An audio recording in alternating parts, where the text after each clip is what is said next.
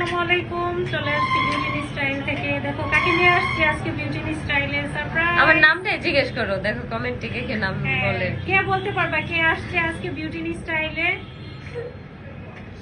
আপু কেন আসছো বলো, কি জন্য আসছো? আমি আসছি হচ্ছে সার্ভিস নিতে, যে আপুর কাছ থেকে সার্ভিস নিলে কেমন হয়। তো অলরেডি কিন্তু আমি ফেসিয়াল করছি, কিন্তু এখন স্কিনের একটু একটু চেঞ্জ দেখা যেতেছে। কালকে এই সময় আর কি 24 ঘন্টা পার হওয়ার পরে আরো চেঞ্জ দেখা যাবে। হ্যাঁ, সাথে সাথে একটু হাতের প্রেসারে হ্যাঁ। মাসাজে একটু আমার কিন্তু এখন র ফেস, কোনো ফিল্টার নাই এখানে, একদম র ফেস। শুধু হচ্ছে একটু লিপস্টিক দিছি। লিপস্টিকটা মানে দেওয়া হয়েছে। আর চেঞ্জ কতটুকু আসছে এটা কিন্তু আপুর ফেসিয়ালের আগের একটা ভিডিও আছে, রিলস নেওয়া ছোট্ট হয়েছে। একটা ওই ভিডিও আছে, রিলসে হ্যাঁ। বোঝা যাবে যে আপুকে নরমালি কিরকম ছিল ফেসিয়াল আর আফটার ফেসিয়ালে কিরকম লাগছে। হ্যাঁ এটাই।